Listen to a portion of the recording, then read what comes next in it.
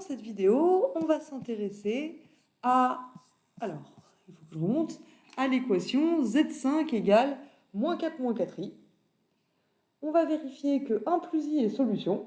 On va retrouver les racines cinquièmes de l'unité. Alors en fait, on en avait déjà parlé dans l'exercice 9. Et on va déduire des deux questions précédentes l'ensemble des solutions de E. On va voir qu'il y a 5 solutions.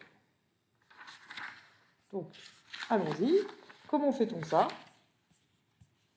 L'équation qu'on cherche à résoudre cette fois, dans cet exercice,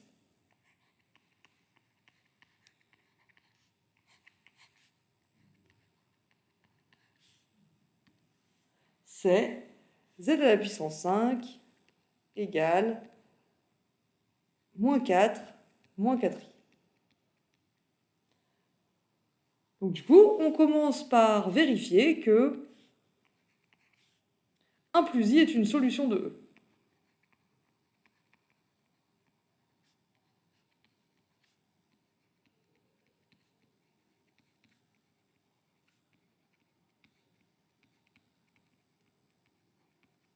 Donc il faut qu'on montre que 1 plus i à la puissance 5, ça fait moins 4 moins 4i.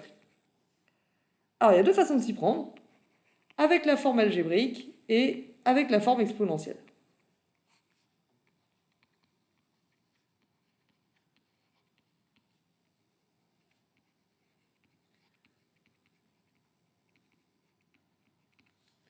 Donc on va calculer, dans ce cas-là, 1 plus i à la puissance 5. Comment est-ce qu'on calcule 1 plus i à la puissance 5? 1 plus i à la puissance 5, ça va être une somme dont les coefficients sont donnés par ce qu'on appelle le triangle de Pascal, ici. Donc ça donne les coefficients de a plus b à la puissance 1. Ça donne les coefficients de a plus b à la puissance 2, que vous connaissez bien, hein, a carré plus 2ab plus b carré. Ensuite, on trouve les coefficients de a plus b à la puissance 3, a au cube plus 3a carré b plus 3ab carré plus b carré. Puis, on obtient les coefficients de a plus b à la puissance 4. Et donc, vous voyez qu'à chaque fois, on obtient un coefficient en sommant les deux qui sont au-dessus. Et donc, pour a plus b à la puissance 5, les coefficients, c'est 1, 5, 10, 10, 5, 1. Donc, on va utiliser la formule donnée par le triangle de Pascal. A plus b à la puissance 5, comment est-ce qu'on le calcule? C'est le premier coefficient, donc 1 fois a à la puissance 5, plus le deuxième coefficient, qui est 5, avec a à la puissance 4 et b à la puissance 1, plus 10 fois a à la puissance 3, b à la puissance 2, plus 10 fois a à la puissance 2, b à la puissance 3, plus 5 fois a fois b à la puissance 4, plus b à la puissance 5.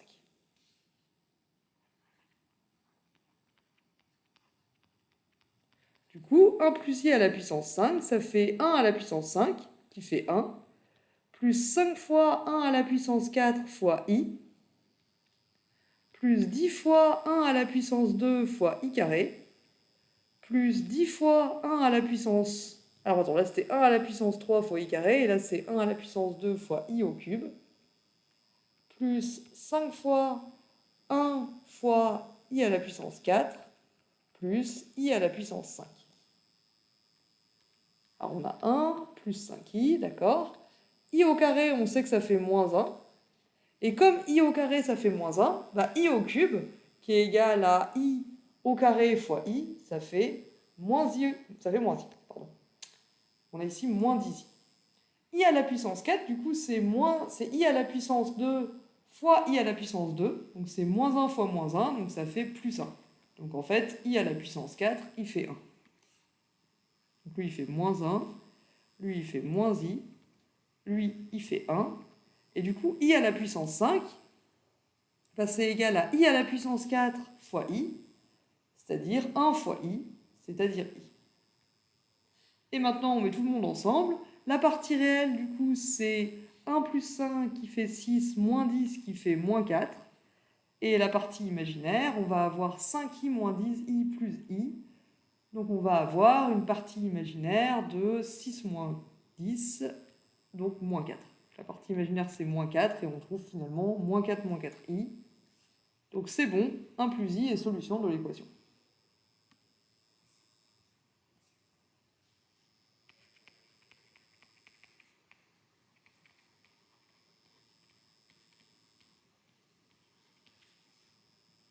Une autre méthode, si vous n'aimez pas le triangle de Pascal ou que vous n'aimez pas les calculs de a plus b à la puissance je ne sais pas quoi, c'est d'utiliser la méthode, la forme exponentielle des nombres complexes, dont on a dit qu'elle était particulièrement pratique pour faire des calculs de puissance.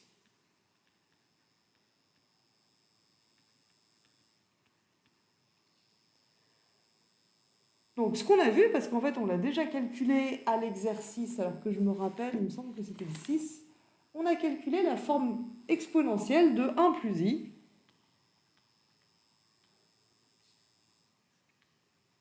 On avait trouvé que 1 plus i, c'était égal à racine de 2 fois exponentielle i pi sur 4. Vous pouvez le retrouver en recalculant le module de 1 plus i, ça fait racine de 1 au carré plus 1 au carré qui fait racine de 2. Et ensuite, vous pouvez en déduire son argument, qui est un angle tel que cos θ, c'est racine de 2 sur 2, c'est 1 sur racine de 2, et sinus θ, pareil. Donc, 1 plus i à la puissance 5, en utilisant les propriétés de l'exponentielle, ça va être égal à racine de 2 à la puissance 5 fois exponentielle i à 5pi sur 4. Donc c'est racine de 2 à la puissance 5. Racine de 2 à la puissance 5, en fait, ça fait racine de 2 à la puissance 4 fois racine de 2. Racine de 2 à la puissance 4, ça fait 2 au carré, ça fait 4.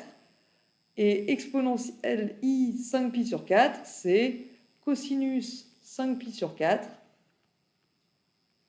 plus i fois sinus 5pi sur 4.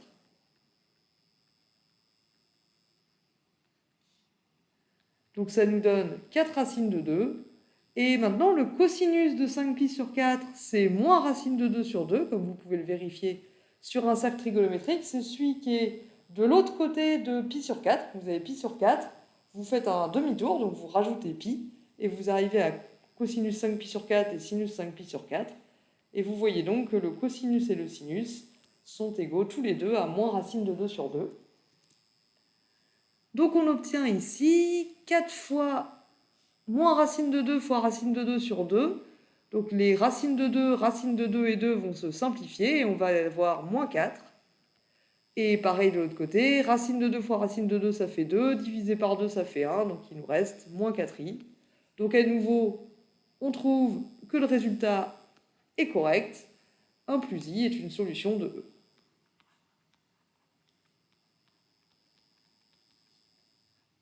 De l'équation E.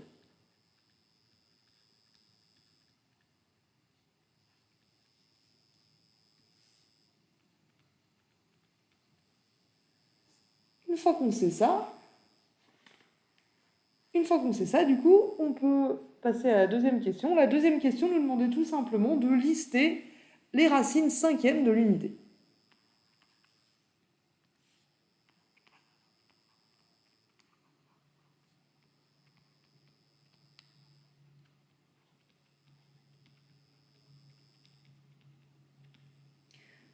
Racine cinquième de l'unité, on avait vu que si on écrit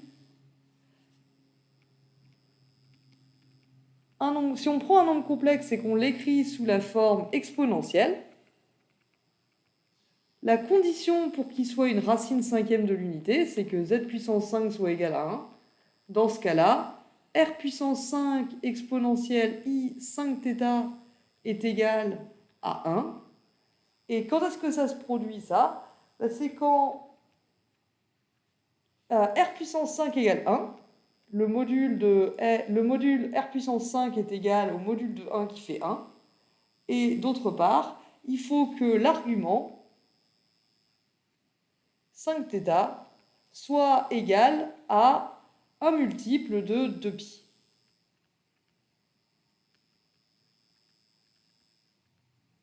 puisque l'argument de 1, c'est 0, mais c'est aussi 2pi, c'est aussi 4pi, c'est aussi 6pi, etc., etc. Donc on obtient que r est égal à 1, et θ, du coup, il doit être égal soit à 0, si k égale 0, soit à 2pi sur 5, si pi égale 1, soit à 4pi sur 5, si pi égale 2, soit à 6pi sur 5, si k égale 3, ou alors à 8pi sur 5.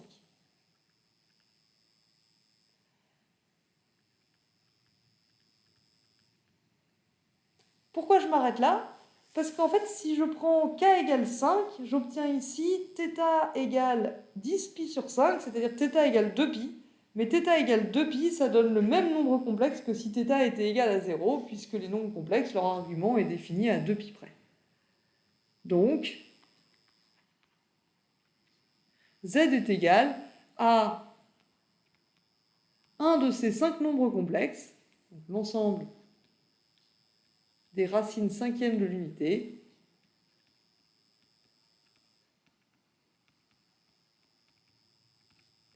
c'est 1 exponentielle, donc le module c'est toujours 1, on a exponentielle i fois 0, c'est-à-dire 1, exponentielle i de pi sur 5, exponentielle i 4pi sur 5, exponentielle i 6pi sur 5, et exponentielle i 8pi sur 5, et ça, vous vous rappelez, en cours, on l'avait noté, grand U5. Et ça, c'est l'ensemble de toutes les racines cinquièmes de l'unité.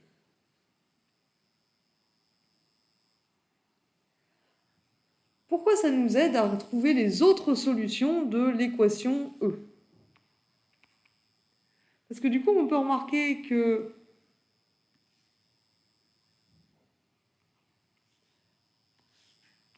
on a vu donc à la question 1 que 1 plus i à la puissance 5,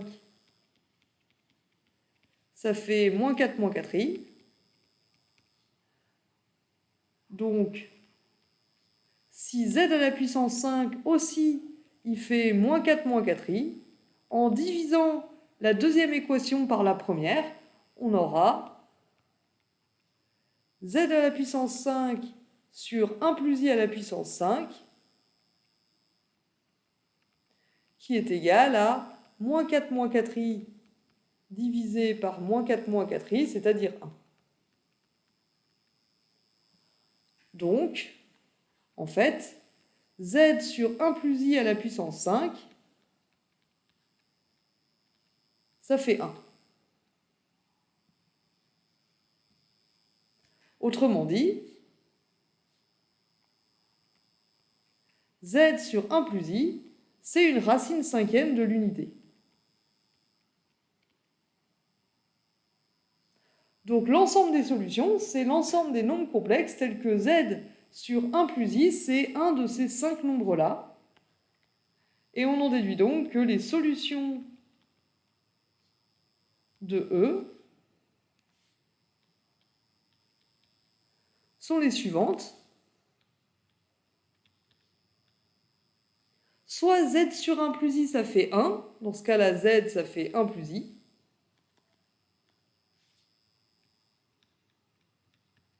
Ou alors, z sur 1 plus i, ça fait exponentielle i de pi sur 5. Dans ce cas-là, z, il est égal à 1 plus i exponentielle 2i pi sur 5. Et celui-là, en fait, on peut on le réécrire après, pardon. On va pas se déconcentrer. Si z sur 1 plus i, c'est exponentielle i 4 pi sur 5, on obtient 1 plus i fois exponentielle i 4 pi sur 5. Et les deux derniers, c'est 1 plus i exponentielle i 6 pi sur 5. Et j'ai pris trop de place ici. On va décaler un peu tout ça. Toc. Et il nous reste le dernier, toujours pas cette place, 1 plus i à la puissance i exponentielle i 1 plus i fois exponentielle à la puissance i 8 pi sur 5.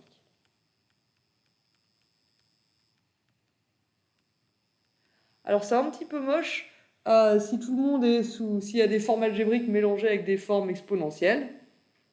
Donc on peut tout mettre sous forme exponentielle, ce sera le plus simple. Dans ce cas-là, ça nous fait 1 plus i qui est égal à racine de 2 exponentielle i pi sur 4. Ici, on aura du coup racine de 2 exponentielle i pi sur 4 plus 2 pi sur 5.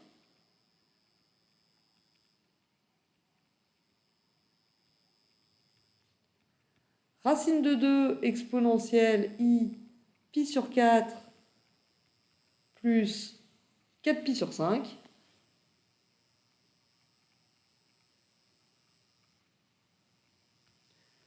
Racine de 2 exponentielle i pi sur 4 plus 6 pi sur 5.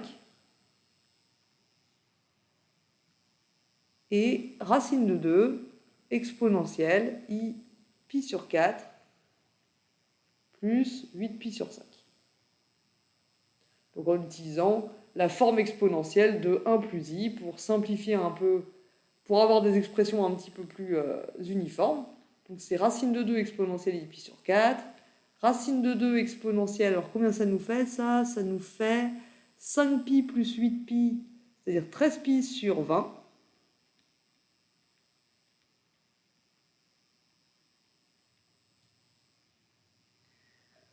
Racine de 2 exponentielle i, alors cette fois on va avoir 5 pi plus 16 pi, c'est-à-dire 21 pi sur 20. Racine de 2 exponentielle i, alors 5 pi plus 4 fois 6, 24, ça va nous faire 29 pi sur 20. Et racine de 2 exponentielle i à 45. 45 4 fois 8. Non, 4 fois 8, pardon, ça fait 36, n'importe quoi. Ça fait 32. Oh là là. Qu'est-ce que je vous raconte?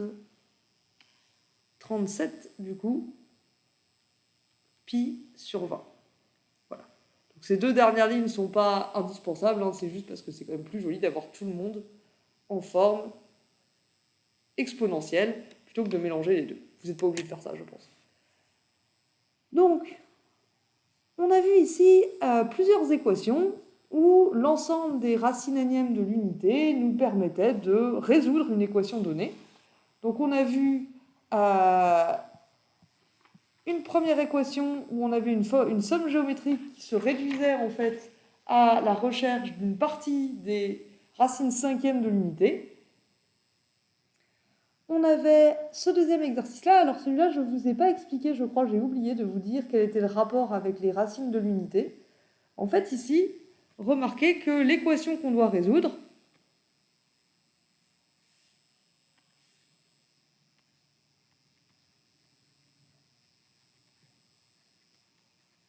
c'est une somme géométrique. Comme à la question 1.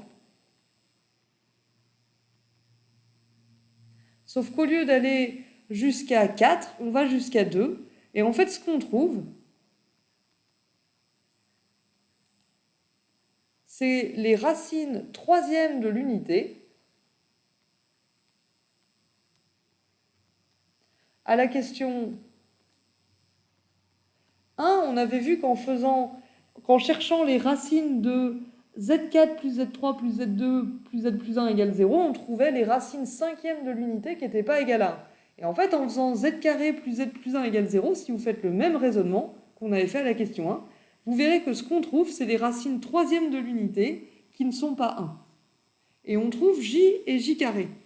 J et j carré, quand on a résolu, on a vu que c'était effectivement des racines de l'unité. Alors à l'époque, on n'avait pas appelé ça comme ça, mais on a vu à l'exercice 4 que j au cube, ça fait 1. Et j carré au cube, du coup, ça fait aussi 1. Ce sont des racines troisièmes de l'unité. Comme prévu. Donc en fait, U3, l'ensemble des racines troisièmes de l'unité, c'est 1, j et j carré. Et on a en fait retrouvé ce résultat un peu plus tard, quand on a écrit j et j carré sous forme exponentielle, j, on a vu que c'était exponentielle i de pi sur 3, et j carré, du coup, c'était exponentielle i de pi sur 4. I 4 pi sur 3, qu'est-ce que je raconte? Excusez-moi. Et ça correspond bien à la forme des racines troisièmes de l'unité. Les racines troisièmes de l'unité, c'est 1 exponentielle i 2pi divisé par 3 et exponentielle i 2 fois 2pi divisé par 3. Donc là, en fait, à nouveau, caché là-dedans, il y avait les racines troisièmes de l'unité qui ne sont pas 1. Et du coup, quand on cherche les racines carrées des racines troisièmes de l'unité, ce qu'on obtient, c'est les racines sixièmes de l'unité.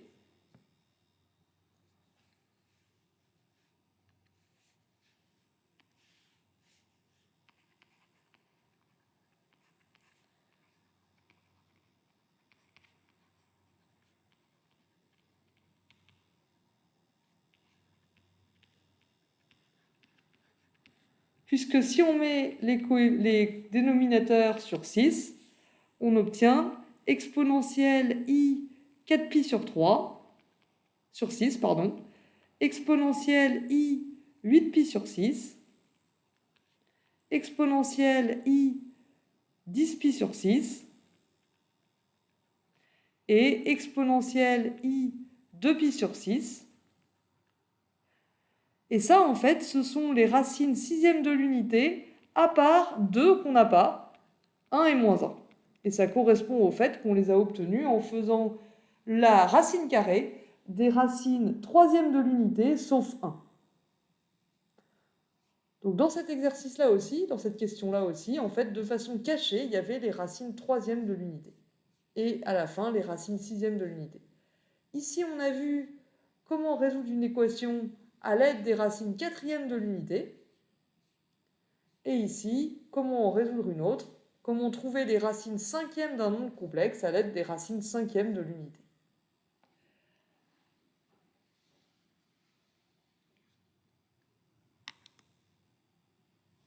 J'espère que c'était à peu près clair et je vous remercie de votre attention.